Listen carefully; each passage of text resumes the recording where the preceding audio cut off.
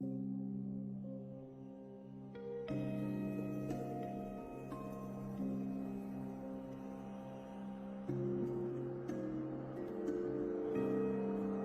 बच्चों, आप सभी का स्वागत है। हम लोग अभी पैसिव वॉइस की सीरीज को आगे बढ़ा रहे हैं और आपको आज इंट्रागेटिव सेंटेंस से रिगार्डिंग हम लोग कैसे पैसिव वॉइस बनाते हैं आपको ये बताएंगे।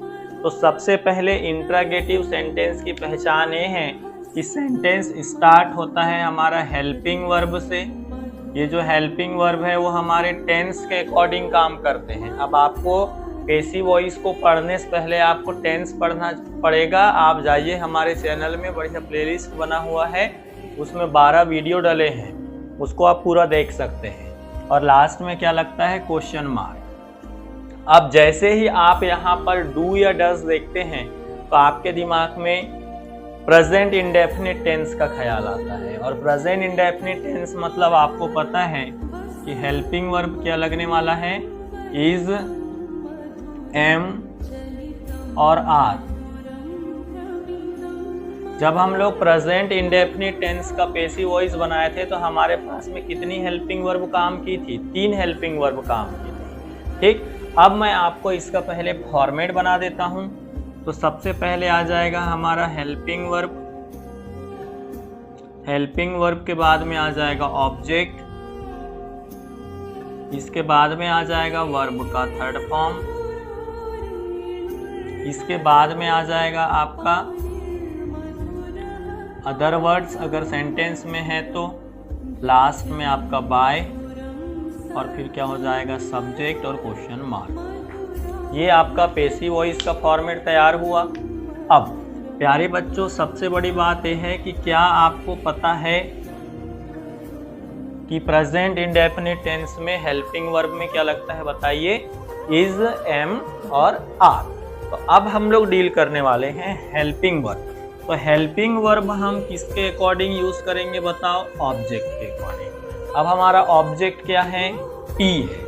अब बताइए टी सिंगुलर है क्या प्लूरल है, तो सिंगुलर है सर। तो अब यहाँ पर आप सबसे पहले क्या लिखेंगे, इज। ठीक, इसके बाद में आपका ऑब्जेक्ट क्या आ गया, T, is T. Third form क्या है बेटा, टेकन। उसके बाद में क्या आ जाएगा, बाय, और यू का यू ही होता है, ये आपका आ गया यू। और लास्ट में क्या लग गया बताओ, क्वेश्चन मार्क। एक आपको दिया जा रहा है, फिर से आप ट्राई करिएगा। ठीक है, चलो देखते हैं एक क्वेश्चन आपके लिए। Do I teach the students, do I teach the students, question mark. ठीक है, अब आपके पास में 3 हेल्पिंग वर्ब है, इज, एम, आर। चलो ट्राई करिए आप भी बनाने के लिए इसका आंसर। ठीक है, जल्दी से 30 सेकंड में आप इसका आंसर तैयार करिए। आपके सामने में ये फॉर्मेट है, इस फॉर्मेट पे आपको फॉलो करना है। चलो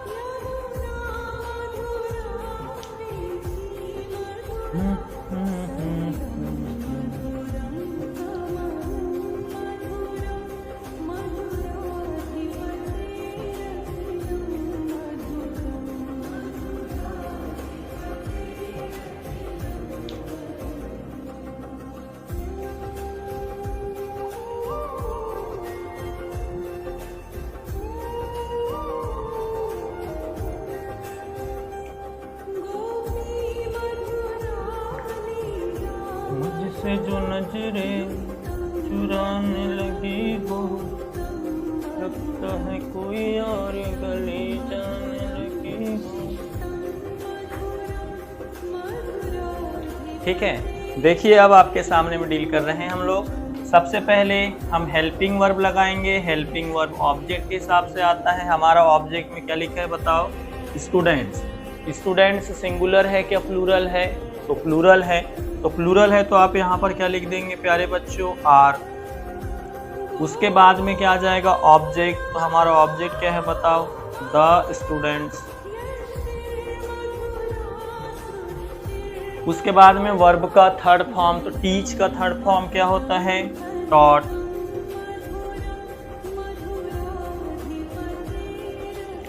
अब उसके बाद में क्या आ जाएगा, बाय। और अब आप बताइए आय का, देखो यहाँ यू का यू हो रहा था, लेकिन यहाँ आय का क्या होगा, आय का मी। लास्ट में क्वेश्चन मार्क। तो आज हम इस पार्ट में इंट्रागेटिव सेंटेंस से रिगार्डिंग आपके साथ में मिलकर बात किए हैं। इंट्रागेटिव सेंटेंस का पैसिव वॉइस बनाने के लिए सबसे पहले आपको टेंस को देखना होता है। टेंस को जब आप देखते हैं तो उसके बाद में आप हेल्पिंग वर्ब डिसाइड करते हैं, और वो हेल्पिंग वर्ब सेंटेंस के कहाँ लगता है बेटा, स्टार्टिंग में। जब हम टेंस पढ़ते हैं तो हेल्पिंग वर्ब सब्जेक्ट के अकॉर्डिंग आता है, और जब हम वॉइस पढ़ते हैं तो हेल्पिंग वर्ब किसके अकॉर्डिंग आता है, ऑब्जेक्ट के अकॉर्डिंग आता है। तो मिलते हैं अब हम नेक्स्ट पार्ट में पैसिव वॉइस के। Bye bye.